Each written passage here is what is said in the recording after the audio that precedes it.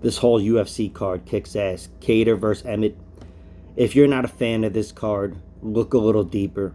I'm going to start at the top. We've got Calvin Kattar versus Josh Emmett. It's a great main event. Both these guys are incredibly durable and two of the hardest strikers at 145 and also have great wrestling. This is, it's going to produce either a knockout or a war. It's one or the other. And the same could be said for the co-main event, although probably more of a lean towards knockout on that one, or a finish. It's Joe Lozon versus Cowboy Cerrone. Even Stevie the Cat is looking forward to that one. All right. She doesn't give a fuck about me. She just moved on. Stare at the birds. Cowboy versus Joe Lozon. It's a fight for the fans. Fan favorite fight right there. Those two guys have been in the UFC for over a decade each. Joe Lozon's been in the UFC for 16 years. Coming up on in September. So, really awesome fight. Great matchup. And again, that's a fight that going back to 2011 when Cowboy made his debut, or even before that when he was in the WEC, this fight on paper would have been guaranteed to produce a bonus. Finish or knockout.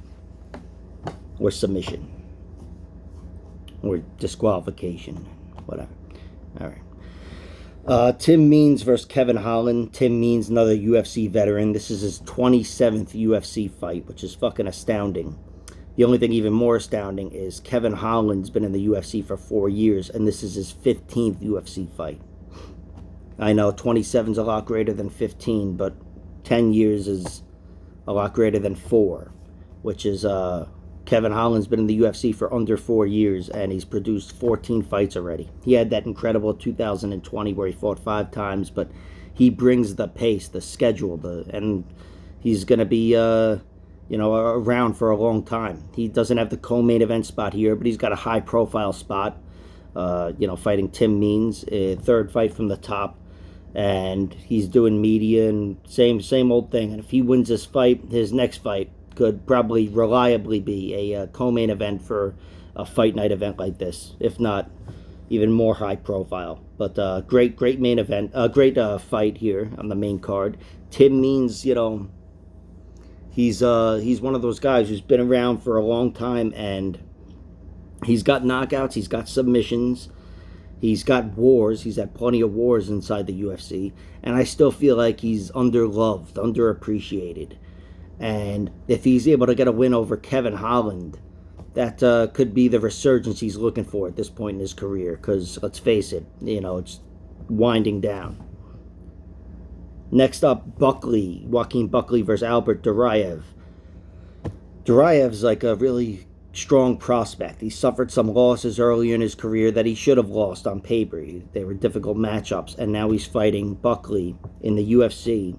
Buckley's suffered some losses inside the UFC that he should have lost, fighting the aforementioned, of that fucking word, Kevin Holland. He was knocked out by Alessio Di Chirico, and he had a war with, Abdul Razak Al Hassan. And aside from that, it's been all knockouts for Buckley. And I think in this fight, I'm not even sure which way I'm leaning yet, but my hunch is it's going to produce a knockout. Because both these guys can bring it, and that seems to be their weakness. When they get finished, it's via strikes. So that's a really good matchup. And Buckley, look, he's not the most high-profile guy, but he's got profile after that big knockout over Impa Kasanganay. I don't know, whatever. He's been out of the UFC for like 6 months. I already forgot his name. Impa, though. But anyway, Impa Kasanganay, I think so. That's a good matchup, though. 4th from the top. Buckley, he's still got that high profile from that viral moment. And I'm sure he's got eyes on him, just in one way or another, more so than the typical fighter. And it's a good fight. Speaking of which, there should be more eyes on this next fight, which is, I want to say, the most interesting fight on paper for a diehard UFC fan, I'd say. And that's Damir Ismagulov versus Guram Kutateladze, which I've been calling Kutateladze, but it's Kutateladze. This fight is, on paper, it just, I feel like if you were to set the odds on a betting website, winner becomes champion, or winner challenges for a title, yes would be minus 300. The winner of this is going to challenge for a title. Winner wins a title, I don't know, gets a little steeper there, but still, the upside to this fight is really, really strong for, any diehard MMA fan. You like watching those earlier fights where, in a fighter, his rise to the top.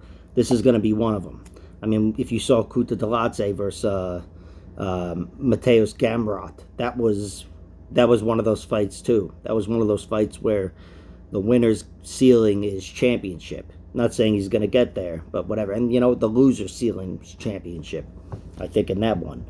And this is another one of those fights. Just really glad it's on the main card, even if it produces a slower decision, which I don't think it'll be slow at all, but decision seems likely. But it's going to be a very, very good fight and very interesting, no matter what. Next up, Julian Marquez versus Gregory Rodriguez. This fight is potentially dramatic, and these are big boys. They hit harder than fuck, and they both seem to be in these fights where there's ebbs and flows. There's going to be some tides in this one, some twists and turns. And typically in a fight like that, I favor Marquez. He seems to hang on long enough to find his moment. He's got those late finishes over a lot of great fighters, one of which is Phil Hawes, who fights at the end, or in the beginning, first fight of the night. But yeah, this fight is very interesting. I think these guys, especially if Marquez put more time in the UFC, he's got 5 years in the UFC, but he's got like 4 fights. But both these guys should be fan favorites, and would be if they had enough exposure. These are both very crowd-pleasing fighters, fan favorites, should be fan favorites. And I'm glad. I think this is the main card opener. I'm glad it is. That's going to be fucking awesome. And I think what would be the prelim headliner is Adrian Yanez versus Tony Kelly, which is another excellent fight. Yanez is a guy, if you're not high on Adrian Yanez, you haven't been watching him fight.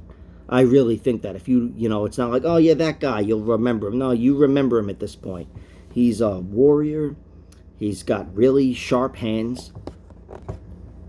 And he's got really good cardio. I mean, the best fight of his would be his fight with Davy Grant. Although the fight with Randy Costa, which was before that, I believe, that's where, he took it. He really took it, took his ass kicking, and then found his opening and took out Randy Costa. I don't think that win is going to age as well as like the Davy Grant win, but still the ceiling is really high on Adrian Yanez. Tony Kelly, we saw him lose to Kai Kamaka, but since then, man, this guy is all grit and toughness, and he could be playing catch up in this fight, but he's going to be there round 3. I can't wait for this one. Jeremiah Wells versus Court McGee. That's a really interesting fight because Jeremiah Wells is, it'd be interesting seeing that guy in a slow fight, which is why it's such a great matchup, because Court McGee is a guy who tends to slow things down. Court's been in the UFC forever at this point. I think 12 years, if not longer. And, this is a really stiff test for him at this point in his career. He's only getting older, but he's only getting wiser. Nah, I don't know. But Jeremiah Wells came in, burst onto the scene. He had a lot of hype from training partners, Paul Felder and whoever. I'm sure, he had a nice reputation coming in, but he took out Warley Alves in his UFC debut. That's not supposed to happen. And he's not supposed to have a so-so round, or I think he won the round, but either way, he's not supposed to get it done in the middle of the fight. He's supposed to fall apart, and the veteran takes him out. But it went the other way, and Warley is probably better than most people think he is. And they think he's pretty good anyway. So, really interesting fight, Jeremiah Wells versus Court McGee. We'll see if Court McGee can make this an unathletic clinch fest. Which, I'm not even knocking him. I applaud him for making for winning those fights. But it's going to be an interesting battle. Next up, Jasmine Jazdavicius versus Natalya Silva. This is probably on paper, I guess, the second weakest fight. Spoiler, the other female fight is the weakest fight. But yeah, these female fights, whatever, they're not as great. But it's not like, whatever.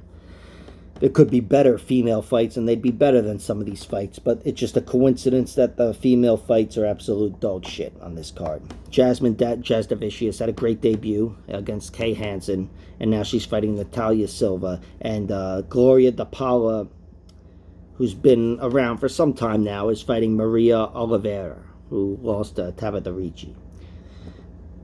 All right, these could be... I don't think that maybe DePaula versus Oliveira is a loser leaves town match, and Jasmine and Natalya are just getting started here. But still, not much important to these fights, but they're going to help shape the divisions. So we'll see. Danny Chavez versus Ricardo Ramos. This is or Ramos. This is going to be a very fun fight. Chavez is tough as all fuck. He's really, really fucking tough, and Ramos is really, really fucking good. So I expect a war here. I think generally Ramos will be leading, but Chavez is a guy who doesn't go away. Like I said, if anybody's getting finished, it's Ramos. I just don't see Chavez getting beaten. By the way, you see how I started with Ramos, and then Ramos, and then Ramos, and then I think I went back to Ramos. I don't know. It's what you get for being a pretentious fuck. You lose people's attention. All right, Cody Stamann versus Eddie Wineland. You should give a fuck about this fight because Eddie Wineland's been around forever. And Cody Stamann, at this point, he's put his time in. He's been in the UFC for 5 years, or coming up on 5 years, and he's fought a lot of great fighters. For fucking everybody in his division.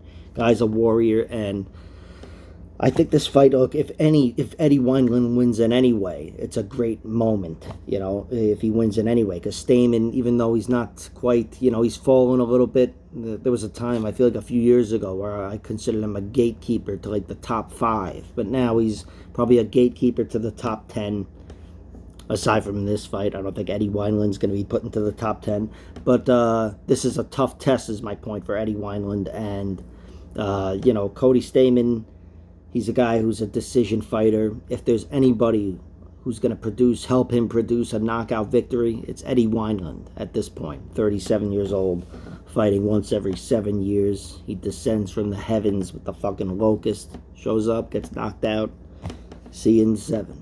No, but he hasn't fought in a while. He's only fought a few times in the last few years, and it hasn't gone well. So if he loses, this could be it. All right. Kyle Daukaus versus Roman Dolidze. This fight, I think, is second from the bottom, the second fight of the night, which seems weird to me because, these guys both have significant upside in the UFC. Dolidze, he's kind of weird and sloppy and whatever, but Daukaus is a proven technical fighter. He's a really good fighter. He should be 3-2 in the UFC if you count his win over Kevin Holland, which I suppose that shouldn't count. It was a headbutt. But still... he's a guy who's lost to 2 good fighters in Hawes and Philip Hawes coming up, and Brendan Allen, who we saw fight last week.